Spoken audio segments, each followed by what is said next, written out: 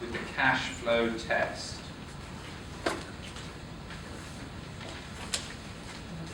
I.e., does the contract contain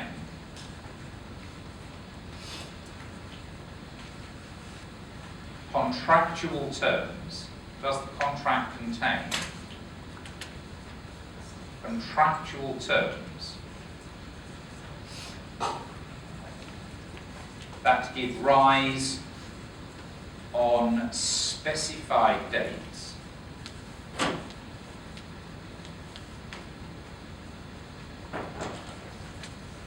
cash flows?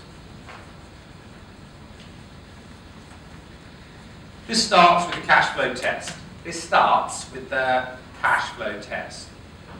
Does the contract contain contractual terms that give rise on specified dates, cash flows, representing solely payments of principal and interest? Of principal and interest.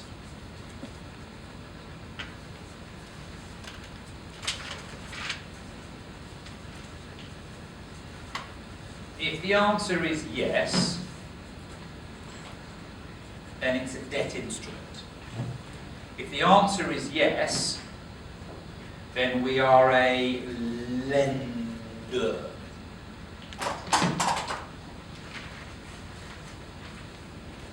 So classification process, how do you know what type of financial asset that you've got? You've got to look and you've got to understand whether your financial asset contains contractual terms that give rise on specified dates of cash flows which represent the no profit share. No profit share. If you're sharing in profits, it doesn't meet the cash flow test. The cash flow test could be renamed the debt test. Is the instrument a loan? Have you lent them the money? Because if you lend them the money, you're going to get it back at a fixed amount on fixed days. So if yes, then it's a debt instrument and we are a lender. Now, if your business model is never to sell, then this is an amortized cost situation. 23 years ago, I borrowed some money from the Yorkshire Building Society in the UK to buy a property. Now in my life, that has been my mortgage, that is my debt, and I therefore pay the money every month, yeah? And I pay them back the principal that I borrowed, and I pay them back interest. They have I don't pay them any money depending on the value of the house or anything like that. I simply pay them back what I borrowed every month, plus a bit of interest as well. From their perspective, they have an asset because they are the lender, they have lent me money. And their asset is nothing, they are never ever going to sell. Their business model is to sit patiently and collect the money in from me. So they are not interested in whether the fair value of that asset goes up or down, because they're never going to sell it.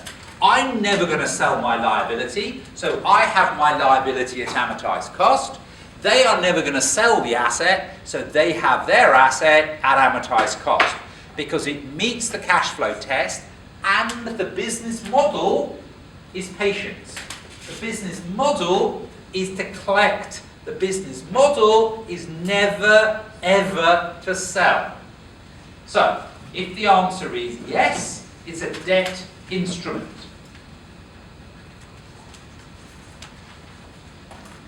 Amortized cost, if the business model, amortized cost, if the business model is to hold and collect, never to sell. Or it's fair value through OCI. If the business model is to hold and maybe sell if there's a better opportunity coming along for the money. Or fair value through profit and loss, other, for example, trade. So if you have the cash flow test that is met, if the cash flow test is met, how you account for it depends upon your business model.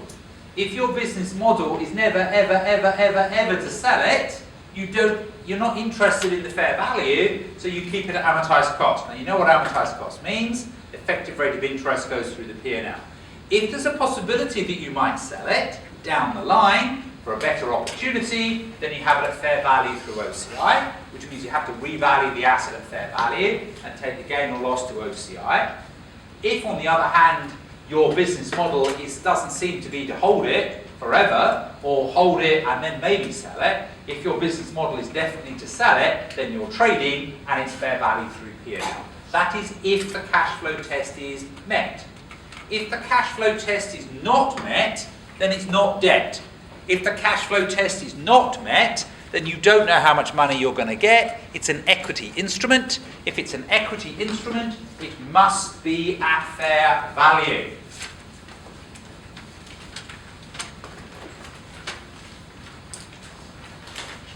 If no, cash flow test failed, then it is an equity instrument.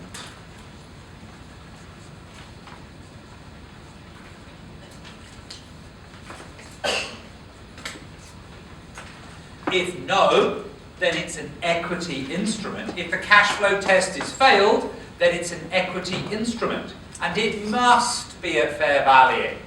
It must be at fair value. Fair value through profit and loss account is your default. So fair value through profit and loss account is your default. Fair value through profit and loss account is your default. Or it could be at fair value through OCI if you make an irrevocable election.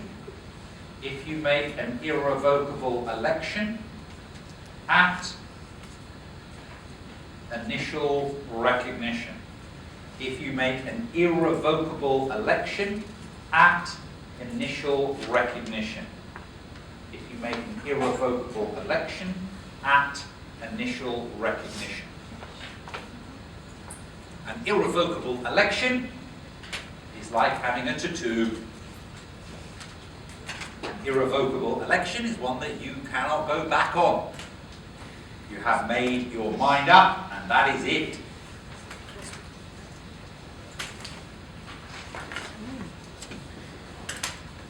Now, I say the word, if it's a debt instrument, it is at amortized cost or fair value through P&L. There is one exception.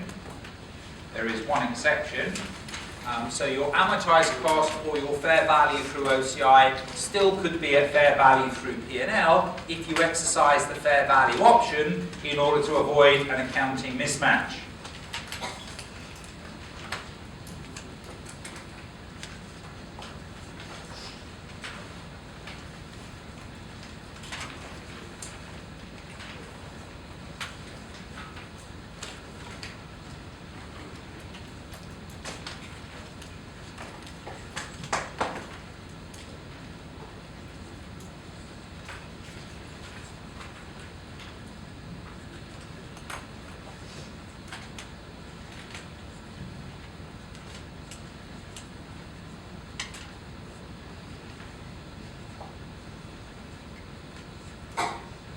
So, I don't know, I just think this is an important area. I'm happy to go through it fairly slowly. understand, you know, it took me a little bit of time to get my head around it, you know, I do think it's worth your while looking at this again. It's not the most exciting of topics on a Saturday afternoon, but I would like you now to see if you can have a look at a question. The question is called white and black. White and black. And the question of white and black is on page 154. 3 minutes, 4 minutes.